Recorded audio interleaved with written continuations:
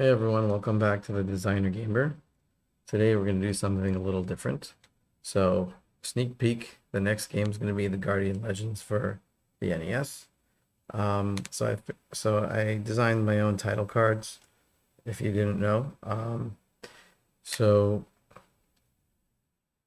right now, what I'm going to show you is some tools of the trade that I use in graphic design that that were used to create this title card. So this is the end result, but I just want to show you the process of how I created it. And throughout that process, I'll show you from start to finish how I did it and some tools that I used to get this job done and to make it look as good as it looks now. So first of all, I wanted to start with box art. So I just typed in the Guardian Legend in Google and I went to images.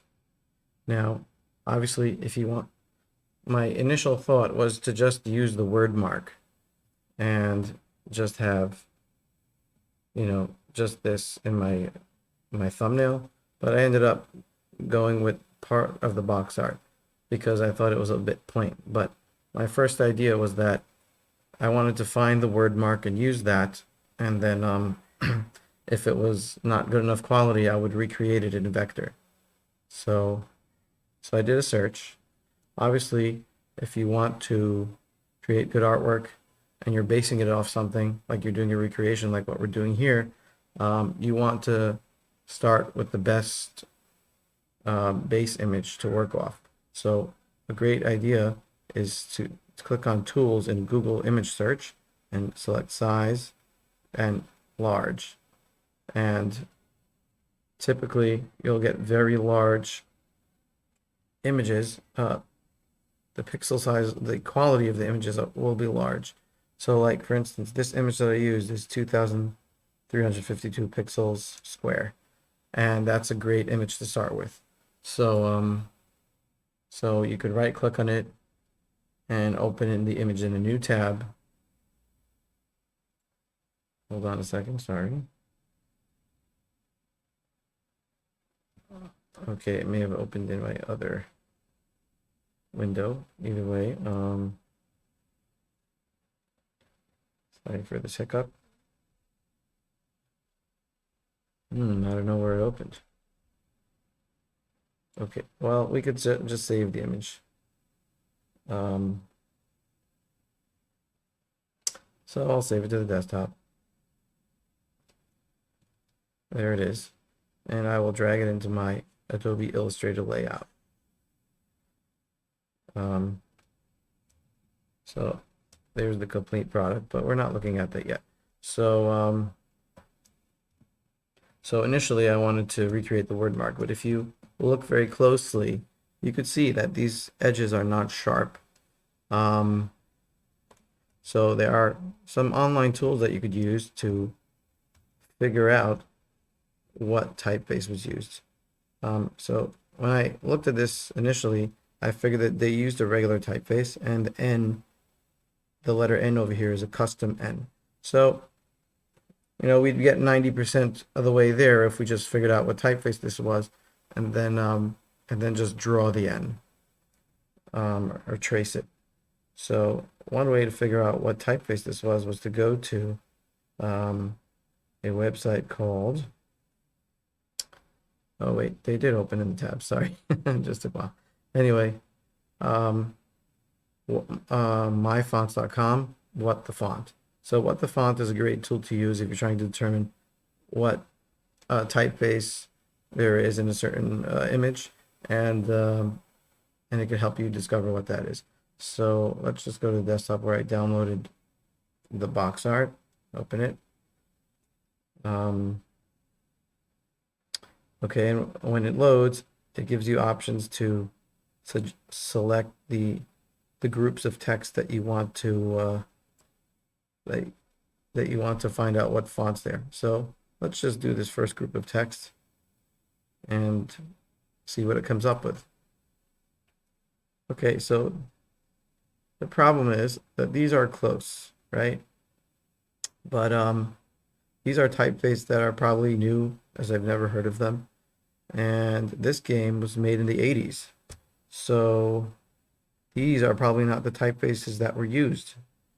So, wait, hold on a second. Let me just reopen the tab with the image because I want to be able to jump back and forth when we're doing the next step. Okay, there it is. Okay, so I don't think we successfully found the typeface that was used in this box art with What the Font, although What the Font is a very useful tool, and it's probably the first one I would turn to. In any case, so I went to the next option, which is Identifont. Now, what it does is it asks you a series of questions and helps you narrow down what typeface it could be. And you could also filter the letters that it's looking for. Because let's say in this case, we only have these letters, GUARDIAN, LEG, and D, right? And we're not looking for any other letters. We don't know what they look like. So we could filter out which letters we're looking for. So I just typed in the Guardian Legend here and then apply the filter. So now it asks me basically 20 questions to help me determine what typeface it is. So yes, is it serif or sans serif? It is a sans serif font. So let's click that. Does the G have a spur tail or no spur? It has a spur. So let's click that. Does it have the U have a stem? It does not. So let's click that. Okay, what does the leg of the uppercase R look like? It curves downwards, if you noticed over there. So let's select this one. Okay, what does the bar on the G look like? It turns to the left. So we'll click that. Does the I have serifs or is it plain? It's plain. So we'll click that. It's solid letters, it's not outlined. The E is a regular E, it's not any of these stylized E's. How does the center bar of the uppercase R extend? It does not cross the bowl, it just reaches the stem over there. It meets the vertical. So let's click that.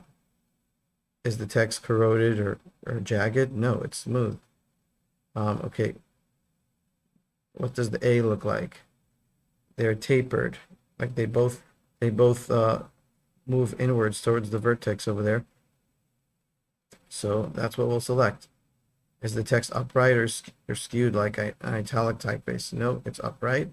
And it gave me Helvetica, and I said, whoa, that makes sense. So it's probably one of the different weights of Helvetica, which I have over here. And it was ultra compressed. So let's just type that up. Hold on a second, we're working a little small.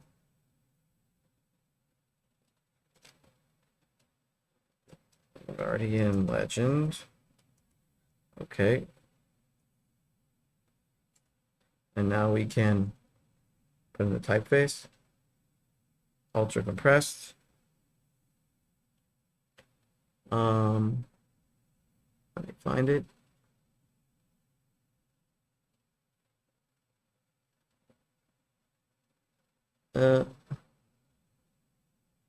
Sorry. Let me just eyedropper it. Okay, there we go. Okay, it was all right. Okay, so now I wanted to overlay it over the box art so I get it perfect. So I'll just change the color so I could see it better. And I'll just expand it a bit. Sorry. So we basically got it right here.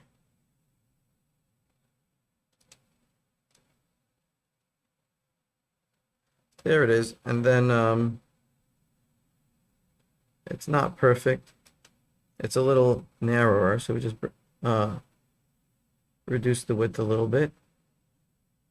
And then we would adjust the kerning here and there so we get it more matched up. So I'm not going to sit here kerning it for you right now, because that's something you could easily do yourself. Okay, and once I had the word mark, I knew that all I needed to do was to recreate this N. Okay, so let me just hide this for now. Let's just quickly turn this so it just matches up nicely. So what I'm going to do is convert this to outlines. Convert the text to outlines. That way, when I draw the custom N, I can make sure that it lines up with the letters that I just typed out. So actually, I'm just gonna make some lines that I could use as guides, and then hide this. Well, let's delete the N and hide the text. And now let's color those lines so I could see them. Let's make them magenta so they can be seen easily over this layout. There they are. Now the stroke is a little light, so let's just bump that up so we can see it. There we go. Okay, so now these are all straight lines. So what I just did was use the line tool. So I'll make a straight line there and copy that over to all the straight lines in this object. There we go. And then this is a simple diagonal line.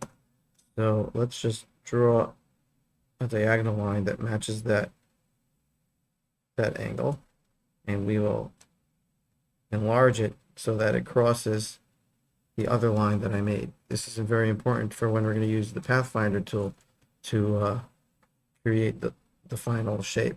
Okay, and then we're just going to copy this line because it's the angle that we need. Now we have all the lines in the letter. So what we're going to do is select all of them, knock the image behind them, just lock that so we don't accidentally select it. Okay, and then we're going to use the Pathfinder tool, divide. What that does is it takes all the intersecting lines and creates a shape.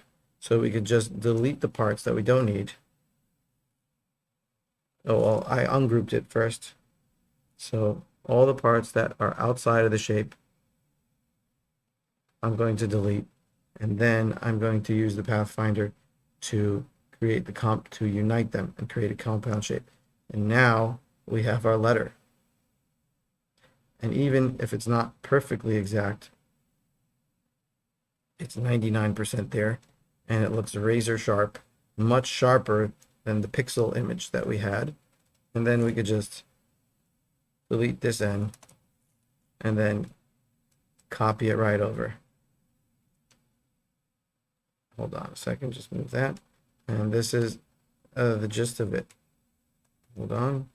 Let's go into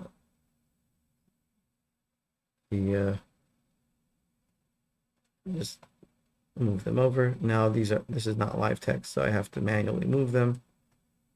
And this is more or less what I had. So and then I decided, and then I had my my usual design elements on separate layers. So I just add the number of the video that I'd be doing, and the logo is also on a separate layer. So I keep everything neat and organized so I could easily select everything. So again, I decided to use some of the box art along with the word mark because I thought the word mark was a little plain by itself. But again, this is the final product. So what we did is we found the original box art. We discovered what typeface it was, using either what the font or Identifont, and then we make sure the letters were properly kerned over the original word mark. I actually used an eyedropper tool to make a shape and get the same color of the bottom part of the section of the box art.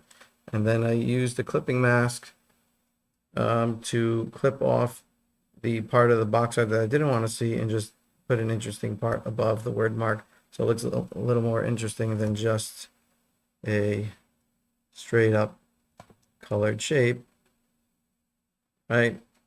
That looked a little plain. This looks a little more exciting. And there you have it. So I hope you've seen something that would help you in your design work. And if you have any questions, please feel free to comment. If you want to know how I did something, and if you enjoyed this video, you could like, share, subscribe, and comment. Thanks, and I hope this helped you, and I'll see you next time.